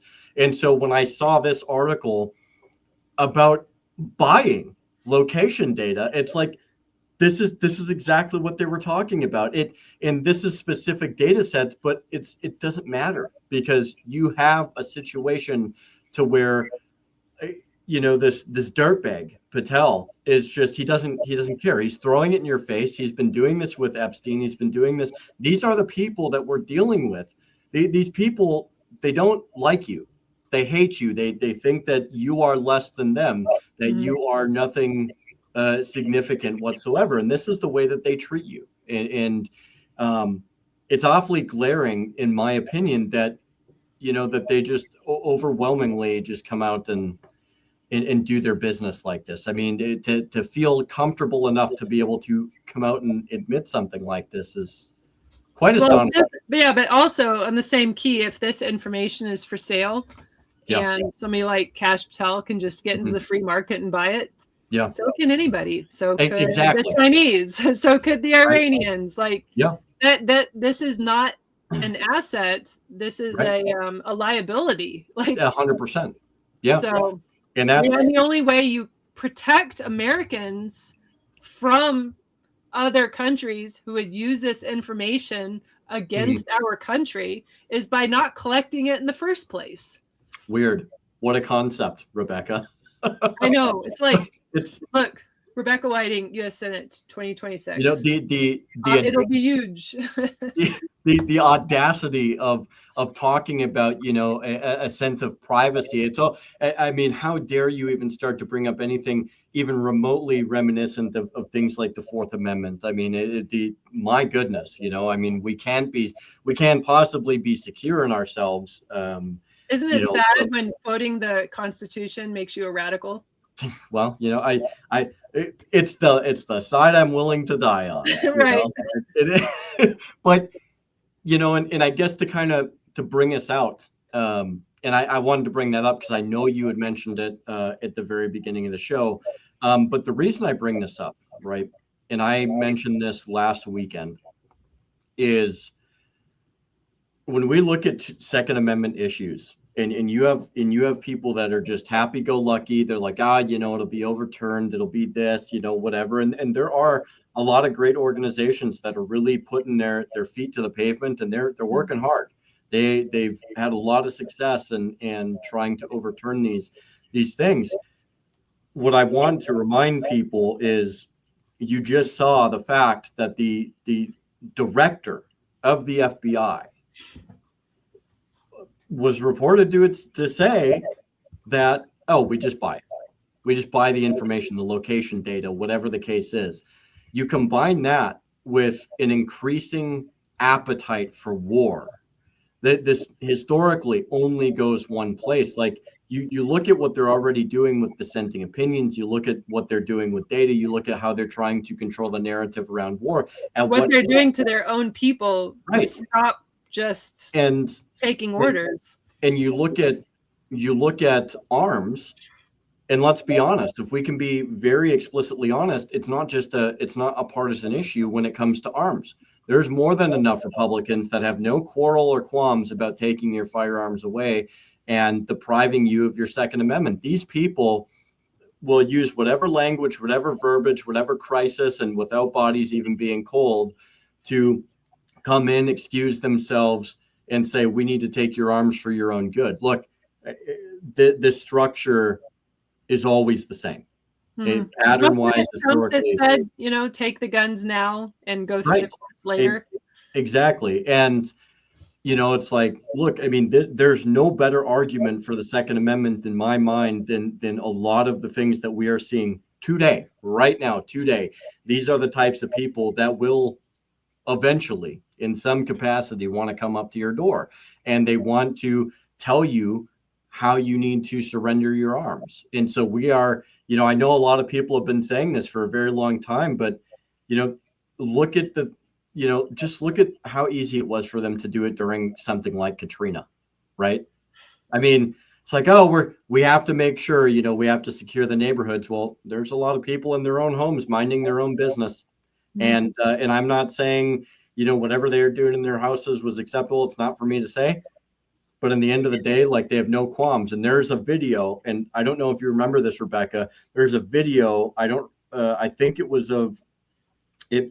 If it was National Guardsmen or reservists, there's a guy that was caught on video, and he's like, he kind of chuckles. He's like, well, I certainly hope I don't have to kill one of my own people, or you know, like one of our own American citizens, something to that degree. And it's like, dude, like, it's the type of mentality to where it's so lackadaisical to where I think I would argue it's become more prevalent today. Just like, well, you made your own choice. You should have complied. You should have complied. Well, FAFO, right? You saw that right. a lot.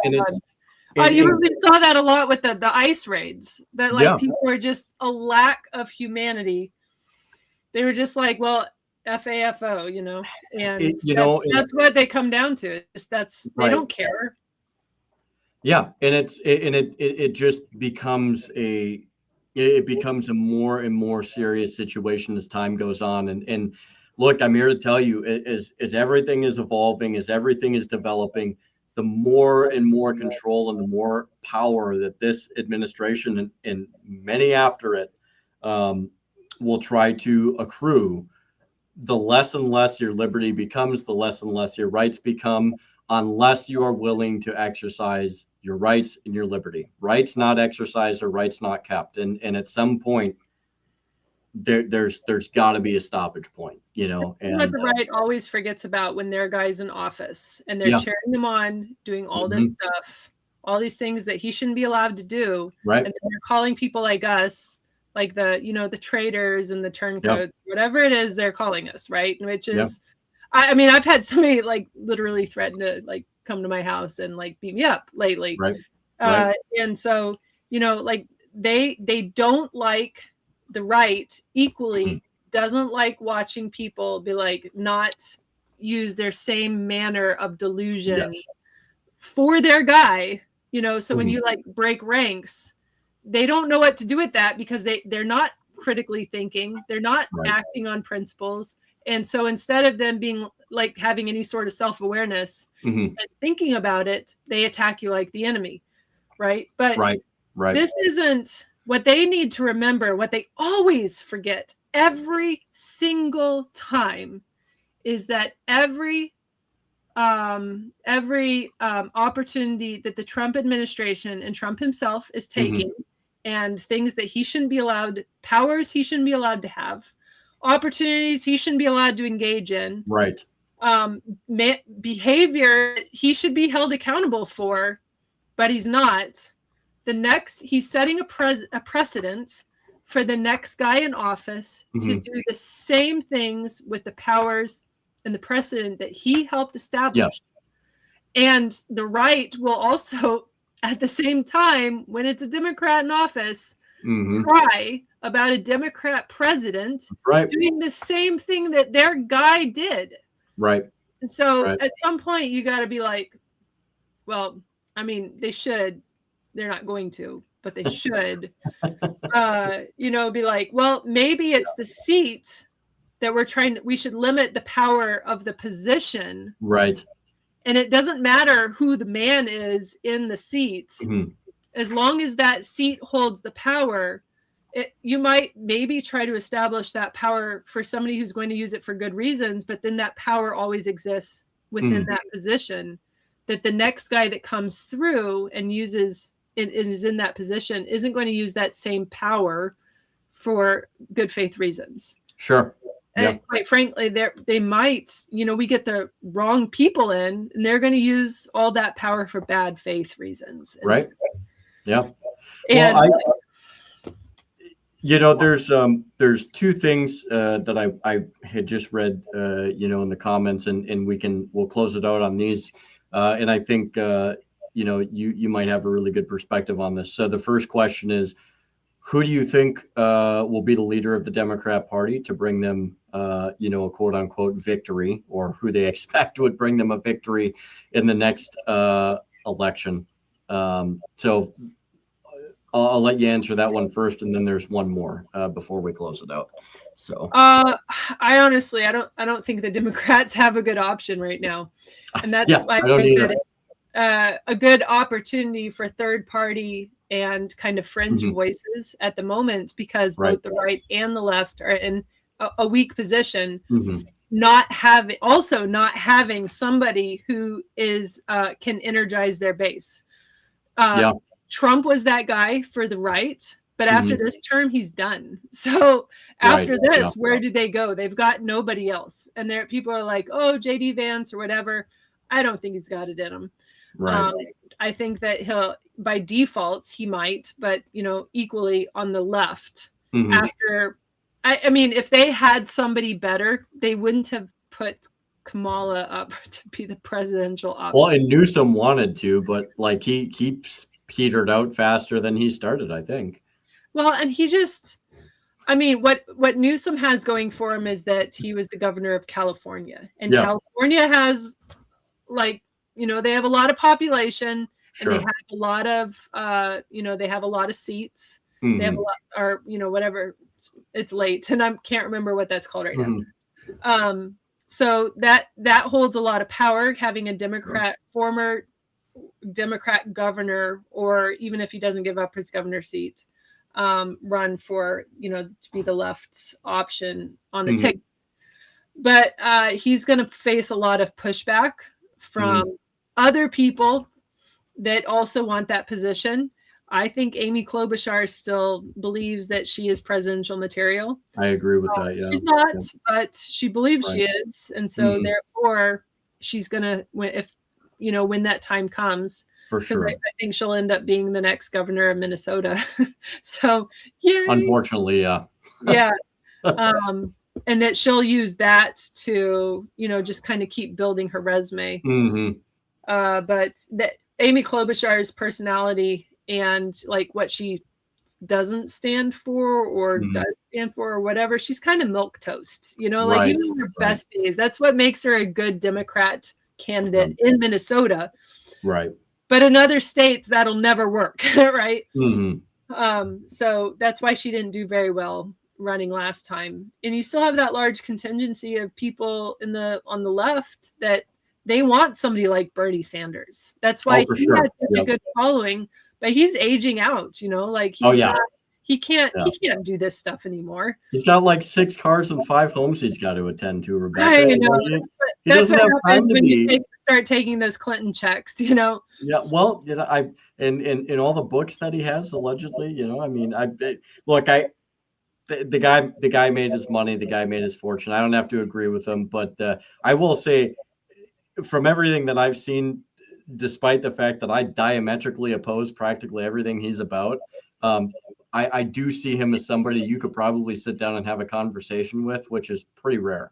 Well, he's got that same like Ron Paul. He's kind of got that warm and fuzzy, like old man feel, like, oh, grandpa, Right. Whereas like somebody like Newsom is a little too metro. Right. He's warm and fuzzy, He would never, you could never get, I think that's why they put Waltz up, because he didn't look half bad in a flannel shirt. Like, you definitely would not be able to play on that personality for somebody like him. Man. Yeah, no, he reminds me of those, all I ever thought of when it came to Waltz is like those stress toys with the eyes that like popped out every time you'd squeeze. Like I could just never see him.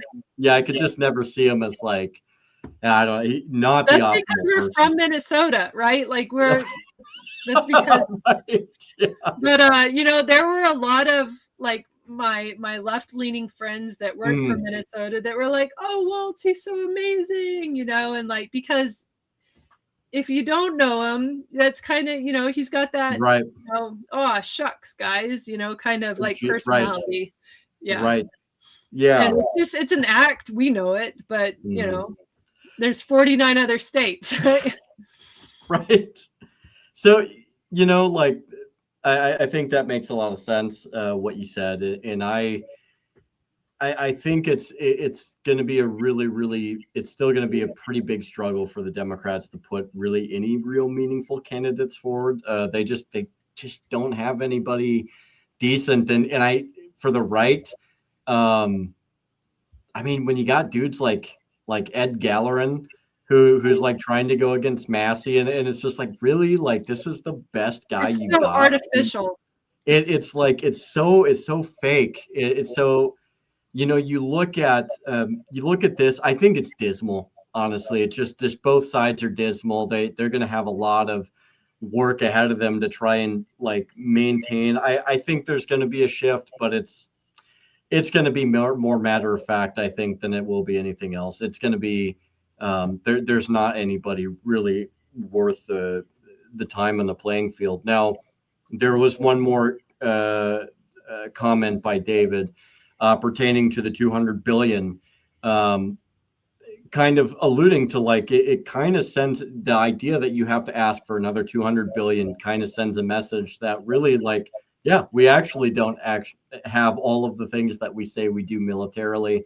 And so we spent this entire time of like, oh yeah, like we have infinite resources. And now it's like, you're asking for money. It's like, so which one is it? Do we have an infinite stockpile or do we not? And I think you and I, after our conversation tonight, we have a pretty good idea of what the reality We do not. So that's not even secret. Like, you just, right. Yeah. That's just using your powers of observation. Right. Well, I mean, I'm here to tell you there's a couple times that I've listened to Pete, and it's just like, yeah, I mean, that's a method, Pete. That's certainly an observation. It's not what I would do. Nice, by the way.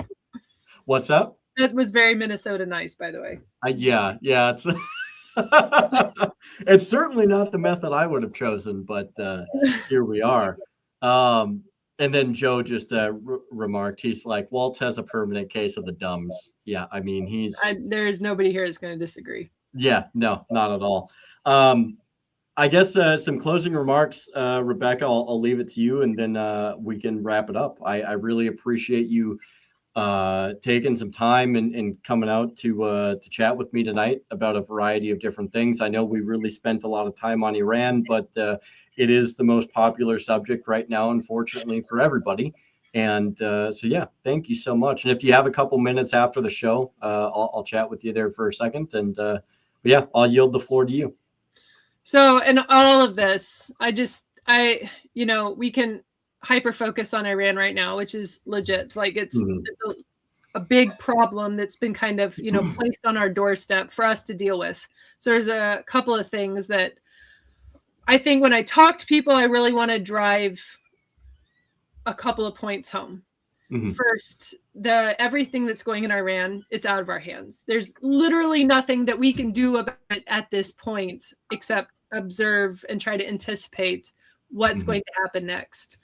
Personally, and I made a couple of predictions the day we started bombing Iran. One of those was, and I really hope that none of this is true. But one of those was that to be able to keep this war going, I believe that we will see false flags within the United States. And I think that they will be done at the hands of Israel. That might not be obvious at the beginning because it's going to be really easy for people to turn around and be like, oh, those Iranians, they hit us, because they need the approval of just, the common man, the American citizens, to be able to keep this going, because the longer this goes out, the more unpopular it's going to get, unless you start seeing innocent people, innocent Americans die on American soil, and it's blamed on Iran.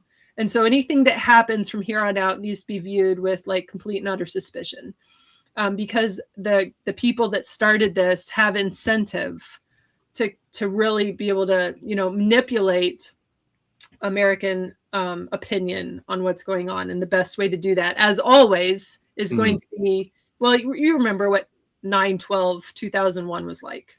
Yeah. You know? So like recreating that kind of environment to keep justifying what they are doing, right? So that's one thing. Second thing is that, I mean, even though there isn't anything that we could actually do about what's going on in Iran, there are things that you can do at home to kind of empower yourself, to keep yourself going. A, it's a good distraction, and B, it's just, you know, I've lived through some, like, well, Iraq, you know, those kinds of things, but then like I'm from the Gulf Coast, so I was actually my block leave after my first deployment to Iran at home was in Southern Mississippi, Southern Louisiana, right when Katrina hit. So it was like, you know, like there's this element of myself that's like, yeah, but what if there's, you know, no access to grocery stores, or like, what if like these kinds of things? And so like, because I've been through some of those scenarios.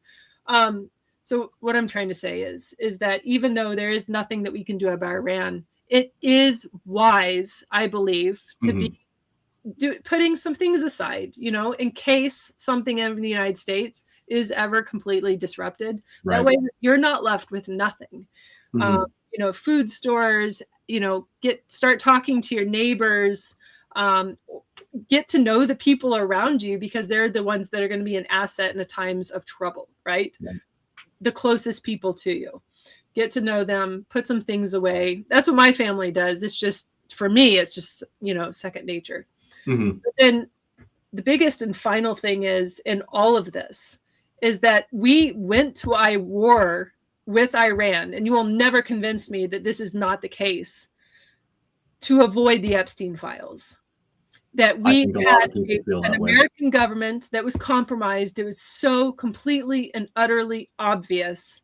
The Epstein files opened up just the most horrific things that you could possibly imagine people doing, and exposed criminal, like a global criminal network doing awful things to children, you know? And so not only was the Trump administration very slow in trying to fulfill that promise of releasing their campaign promise of releasing the Epstein files, but then they had to be forced finally to do it. And they only released like 25% of them. The other, you know, the rest of them, millions and millions of pages, they literally classified and locked away, and nobody's ever allowed to see those. And so we don't even have access to what that said, to be able to expose just, you know, the utter degeneracy of what has become the people who are running not just our government, but the corporations, the other countries. Like this network is much larger than just a problem within the United States, right? And so that was becoming more and more obvious. And yeah, so on our podcast, it was the Wednesday, we were talking about the Epstein file. And I said on our podcast on a Wednesday, to be able to get past this, because people are so mad. And quite frankly, I didn't think they were mad enough, considering how bad it was. But people were mad. They're going to have to do something really big to distract people from what's happening with the Epstein files. And I said, like war with Iran. Yeah, and I think a lot of people and being bombed kind of felt that was coming.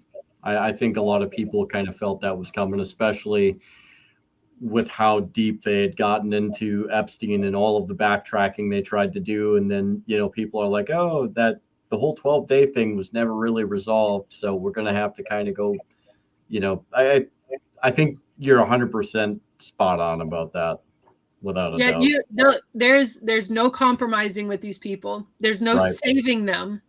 There's nothing that we can do to fix this except take over and just tear down everything that they built in our names that was built on lies and evil intentions. That's where we're at. And so There's this, I think that this is bigger than just even like, and our part in this is bigger than what we can even imagine at this point. Really what we need to do, and what I need people around like me, I'm like just like trying to absorb people and scooping them up and being like, come on, we're going to go do this. Right. And we're not just going to be mad. We're going to act on our anger, and we're going to work towards fixing everything that's broken. And if that feels like a lot, yeah, it's a lot. It's a lot. But I want to, like I said, I've talked a lot about history so far in this podcast, but I want to remind people that in the, 1760s, or late 1760s, in Boston, Massachusetts, and in the colonies in America, how many people the first meeting of the Sons of Liberty, how many people actually met for the first time with the original Sons of Liberty? It was only 9. Yeah. 9 people. And look at everything you have around you right now was started by 9 people against the English Empire, the British Empire. And how many people even know, when you look at a guy like James Otis Jr., he was a lawyer, right? He went into court. He was a lawyer. He, was in court all the time. He had a very good understanding of what the British law was. He had a fundamental understanding of what the history was. And he got one of those cases that came across, and he's like, no, this doesn't check out. This ain't right. And he made a decisive, he had a decisive choice one day to walk into a courtroom facing all the hell that he potentially could have. And the guy walked out of there. And knowing that what occurred that day was, it practically changed everything. And now, and you look at that, and it's just like, where are those lawyers today? Where are the people that are like that today? And I think they exist, but I think it's definitely going to be one of those things to where when we look at it, Rebecca, it's, unfortunately, it is going to be like 9 people, because everything like that always starts out with extremely humble beginnings. And, I hate to say it that way, but it's like, I don't think we've seen anything yet in terms of how bad I think it, unfortunately needs to get for people to be like, maybe something's really got to change here. But I don't think that should ever discredit the fact that there are a good number of people that are trying to fix things or turn things around or change the way things are. And that is the process. I feel that overall, a lot of people, I guess the best way I could say it is like, it's not attractive. It's not the high speed, really attractive, supermodel type of delivery system where you get an instant result, but we're all like people of the dirt, really, this is salt of the earth kind of people, right. All we have is truth and grit, and but that's enough, right? Exactly. So that's I want to bring people together, that's what they want to, and to try and do something that's, we have an opportunity right now to pivot American history. I truly believe that, considering everything that's going on. And I think we owe it to the future generations to at least try.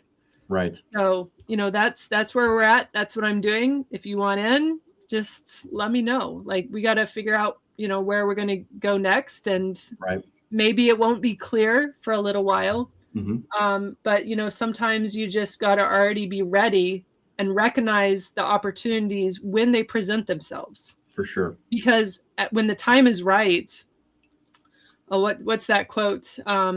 There's nothing more powerful than idea whose time has come. Right. Yeah. And that's what we're waiting for. I do believe that it's like just on the horizon, and we just the time is now, Yeah. so. Yeah. Well said. Yeah. So on that, really thank you so much for taking time out of your day. I know it went a little bit longer than I thought it was going to, but we also went through a lot of stuff. And I explained to you the other night too, to where it's just like I had to do 2 episodes this week just because there's so much to go through, and I just don't know the best way to really kind of like delve into it. So, having you on really helps kind of go through this. So for Saturday, though, for all of you who are going to stop in and check out the episode on Saturday, I'm having my good friend Blake back on. He's a gunsmith.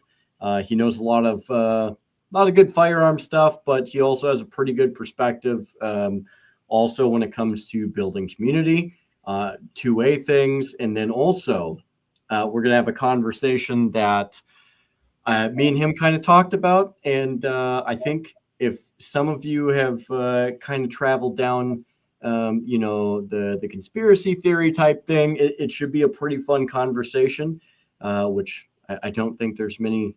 I don't think there's many theories out there anymore, Rebecca, but we're going to go down conspiracy realities now. Yeah, exactly. And, we're going to go down the dead internet theory, and we're going to explore that conversation because I'm here to tell you, at least in my experience, and I don't know, Rebecca, if you've had this, but it's like you're on something like Twitter, or you're on something like Instagram or any of these other things like Facebook, and you look at some of these interactions and it just is, there's something that's off about it. You look at some of the replies and you look at the way that some of these interactions are, and man, it's uncanny.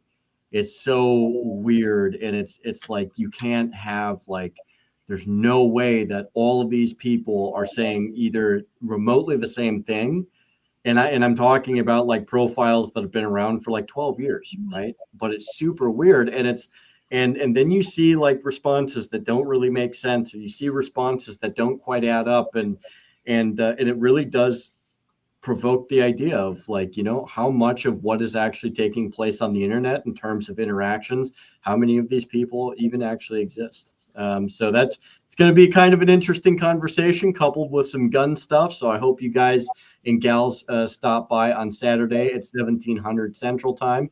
I really look forward to having you back here on the Sentinels of Liberty podcast. And once again, thank you so much, Rebecca, for taking time out of your day to share your wealth of knowledge, your experience, and some insight from especially your background and the time that you served in the military, because having that perspective, I think, creates a nice full circle. So without further ado, I'm going to hit the outro music, and Rebecca, I will talk to you here in just a minute. So thank you, everybody, for coming to the Sentinels of Liberty podcast.